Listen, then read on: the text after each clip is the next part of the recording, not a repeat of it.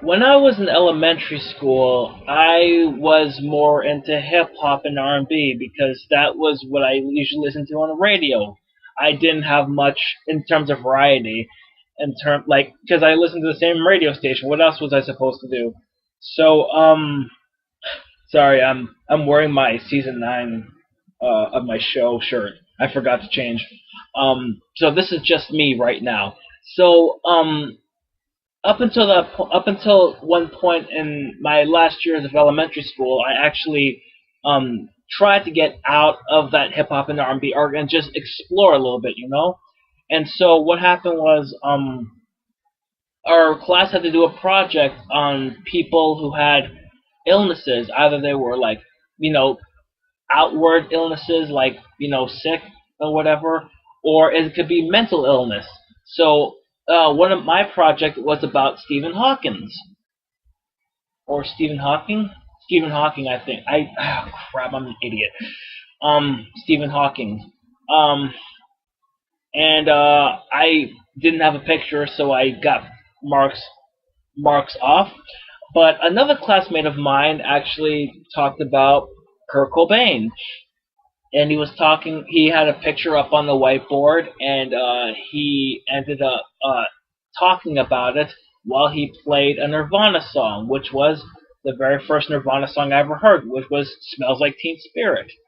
And while he was talking, I was just hearing this music, and my stomach started hurting because it made like for some reason it just made me feel like I had to like use the washroom or something. Like my stomach was like, oh god, this is actually hurting my stomach. Like I didn't know what was wrong. I didn't know what was going on. Like it scared me. It honestly did scare me for the entire time. Like I was hearing what he was saying about Kurt Cobain and how it was or how he was like he was a great music. He was a pretty good musician and a decent guitarist. But the song that he was playing actually just kept hurting my stomach. Like I'm like, oh my god, I have to use the washroom. I have to use the washroom. And eventually, like after a couple of listens, I was like, I'm really enjoying this. So I started getting more and more into Nirvana. And like at one point, the only song I ever heard was "Smells Like Teen Spirit." And when I got my very first MP3 a couple of years later, I downloaded my no, first 7 songs. One of them was "Smells Like Teen Spirit" because I liked it so much. Like I wanted to listen to that for a while, and then eventually I ended up going into their other music. Like I ended up going to you know, like Lithium and Come As You Are and Polly. And it was mostly from Nevermind, which I thought was going to be a fantastic album. Uh, but I'll get to that later. And then like now, and when I do my albums and memories episode on In Utero, which I have, so I'll talk about that later. So I got really into them because of what I was like in elementary school. Like they were one of the first rock bands I ever heard, like ever. Like it was osmosis for me. Like I was kind of blocked out from that, and then eventually, like I kept listening to it more, the band more and more, and I got really into them. And that's what led me into people like the Foo Fighters and like grunge in general. And so, yeah, I actually think, well, that's pretty much mostly it. Like, I kept, throughout high school, it was mostly, like, songs from Nevermind. I didn't really hear much. Like, I heard songs like Heart Shaped Box and All Apologies, which I was a big fan of, but I'm like, I just want to hear, like, Lithium, and it was just so amazing. Like I felt like if I bought Nevermind, I would actually like have that since I was so angsty as a teen. I if I like bought Nevermind, I would like go crazy and like ruin it with constant repeats, like over and over again. And it's like, yeah, this is actually quite good. This is actually quite like this is helping my teen angst. But what I didn't know or what I should have realized is that I already had a band for teen angst that would help me with my Team Inks, and it did. And it was a band called 3 Days Grace. And then Nirvana started with me, like I started with Nirvana with their kind of angry and angsty ways, but eventually that gave way to 3 Days Grace, who have helped me for majority of my high school years, and it that was exciting for me. That was exciting. But if it wasn't for Nirvana, I wouldn't have gotten into 3 Days Grace, or I might have gone to 3 Days Grace and then Nirvana, but that wouldn't have happened. So yeah, my classmate in elementary school got me into it, and eventually in college I did listen to Nirvana's Nevermind, and I did like it.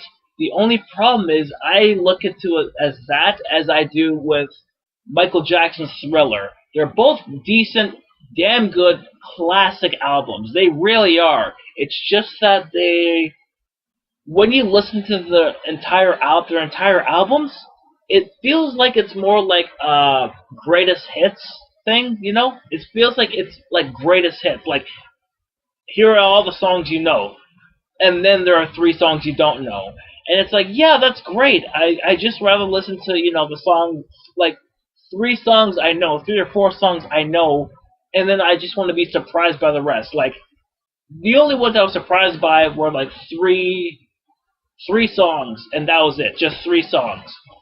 And that was like, I was like, okay, and then I just listened to it about 4 or 5 more times. I'm like, oh, this is really good, but I have to put this away because there's no surprises considering radio has played all the songs, like 90%, 95% of the songs on this album, and I just have to do that. Same with Thriller, like good songs, I just heard them all, and there's only 2 or 3 which I don't know, and it's the greatest hits.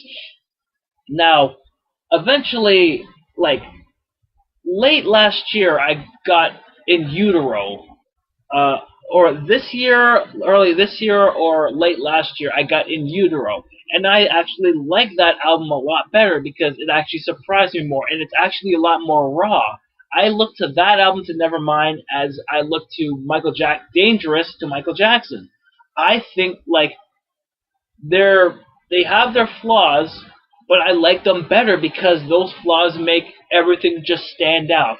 The flaws actually make it more apparent, and it makes it feel so much raw, and they put something different in it, and it's a different production, and that's totally cool. That's totally great, and that's why I like it, and that's why like In Utero pretty much surprised me a lot because everybody sees them as like these grunge icons, and they're really like they leeway to like teen angst, where and then they come up with this album which they didn't want. They just wanted the down and dirty stuff. Like, they wanted to actually be more creative and be more like raw in their sound, and that's where they like tore everything that they knew down and just started over and just wanted to make something different and noisier and in many ways a bit heavier at times, and they just stripped down the sound and they just went bare bones raw. They just wanted to go in raw, and that's why I appreciated about In Utero.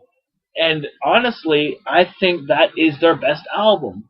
And from what I heard, if they kept going, if the tragedy didn't happen, their fourth album would have been more folksy, which I would have loved to have heard, because I like folk. I kind of like folksy sounding stuff from rock bands. That's why Led Zeppelin 3 is my favorite Led Zeppelin album. That's why I gravitated towards Blind Melon and their second and last album, because it's folksy, but there's a lot more darker edge to it. And I would have loved to hear Nirvana do a more folksy and softer sound. That would have been actually really interesting to discover. But yeah, what happened. And honestly, if Kurt was still alive today, the band would have actually, in my opinion, the band would have broken up. Dave would have went to the Foo Fighters. Kurt would have actually had more of an acoustic setting. Like he would have went solo and went acoustic wise. And Chris, everybody would have been the same, except Kurt would have had a solo career, and it would have been like more acoustic wise. So pretty much the same, except for Kurt's still alive. But yeah, that's how I kind of like how I got into Nirvana, or I've been talking about them, thanks to a poll. But a poll I did on Twitter. It was a tie. It ended up being a tie between talking about Nirvana and My Chemical Romance. and it was. I don't remember how I got into My Chemical Romance. It just happened, like to most of us. So it does happen. So that's really all I have to say about how I got into Nirvana. Um, I only have like yeah, I only have two of their albums. Well, from what I heard, they're pretty damn good, and it's a shame that they didn't get very far in their years. But just appreciate what you got. I did. A lot of people did, and they were sad when it was taken away. So until I do another one of these, I will see you another time. So thank you.